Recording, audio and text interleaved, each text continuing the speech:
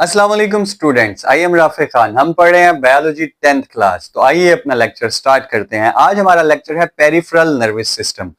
जैसे हमने पढ़ा था, नर्वस सिस्टम दो तरह का होता है, सेंट्रल नर्वस सिस्टम जिसका हिस्सा थे ब्रेन और स्पाइनल कॉर्ड। इसी तरह दूसरा जो नर्वस सिस्टम होता है that is peripheral nervous system. Peripheral nervous system basically consist of nerves and ganglia. Ganglia cell bodies हैं न्यूरॉन्स की out of the central nervous system. Cell bodies neuron का जमघटा बना लेती हैं, समझे गुच्छा बना लेते हैं, जिनको गैंग्लिया बोलते हैं। अब नर्व्स जो नर्व्स हैं वो अराइज होती हैं डायरेक्टली फ्रॉम ब्रेन और फ्रॉम स्पाइनल कॉर्ड। जो डायरेक्टली ब्रेन से निकलती हैं नर्व्स बेटा उनको क्रेनियल नर्व्स कहते हैं, क्योंकि मैंने आपको बताया था ब्रेन में कि ब्रेन खोपड़ी के जिस हिस्से में पाया जाता है, स्कल के जिस हिस्से में पाया जाता है उसको क्रेनियम बोलते हैं।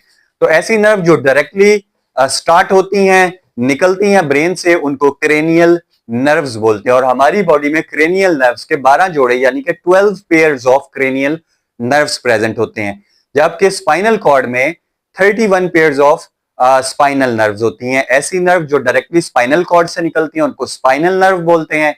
तो 31 जोड़े हैं जनाब स्पाइनल नर्व्स के जो स्पाइनल कॉर्ड से निकलते हैं। क्रेनियल नर्व जिसके 12 जोड़े हैं, 12 पेयर ऑफ क्रेनियल नर्व, बेटा वो सेंसरी नर्व्स भी हैं कुछ उनमें से, कुछ मोटर नर्व्स भी हैं और कुछ मिक्स्ड नर्व हैं। सेंसरी नर्व बेटा वो जो रिसेप्टर से पैगाम को लेकर आती हैं पहली दफा दिमाग की जानिब, ब्रेन की जानिब।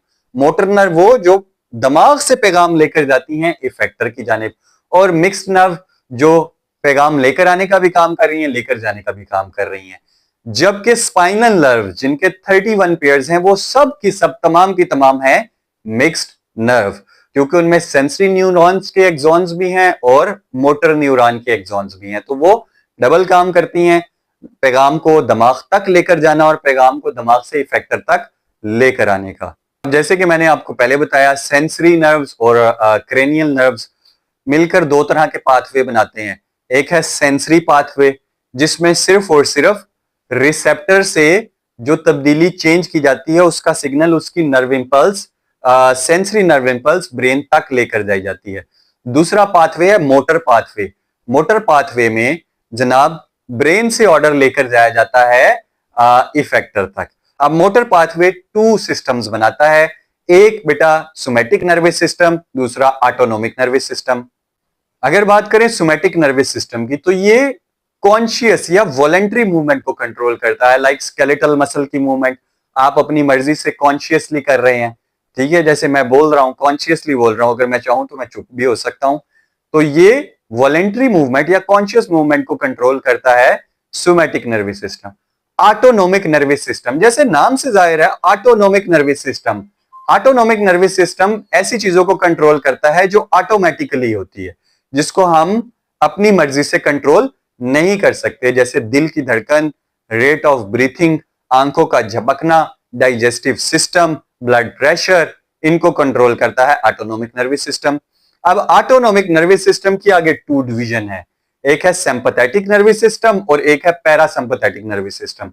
अब सिंपैथेटिक नर्वस सिस्टम में क्या होता है बेटा, ये फाइट और फ्लाइट के लिए बॉडी को तैयार करता है। फाइट और फ्लाइट मतलब लड़ना या भाग जाना। आपकी बॉडी को जब भी किसी इमरजेंसी सिचुएशन का सामना करना पड़ता है तो वो फाइट और फ्लाइट मैकेनिज्म पे चली जाती है। फाइट और फ्लाइट मैकेनिज्म, या तो आपको लड़ना है, लड़ने के लिए आपको एनर्जी चाहिए, जिसके लिए आपकी हार्ट बीट तेज हो जाती है। आपने देखा होगा जब आपको एकदम से गुस्सा आता है या आप डर जाते हैं, आपके पीछे एकदम डॉगी लग जाता है, तो आपकी हार्ट बीट एकदम से तेज हो जाती है। आपकी ये जो प्यूपल है ये डायलेट कर जाती है ताकि आप गौर से देख सकें कि आपके साथ क्या हो रहा है। आपके मसल्स में ब्लड सर्कुलेशन तेज कर दी जाती है, जिसकी वजह से पंपिंग ऑफ हार्ट तेज हो जाती है ताकि आप एनर्जी मिल सके, या तो आप लड़ सकें या फिर आप उस सिचुएशन से बच के भाग सकें। तो ये सब क्या कर रहा है, ये कर रहा है सिंपैथेटिक नर्वस सिस्टम। दूसरा होता है पैरासिम्पैथेटिक नर्वस सिस्टम, जो इसके उल्ट काम करता है। जब आप इमरजेंसी सिचुएशन से निकल जाते हैं और नॉर्मल रूटीन में आ जाते हैं तो ये काम करता है, आपकी बॉडी को नॉर्मल करने का काम करता है।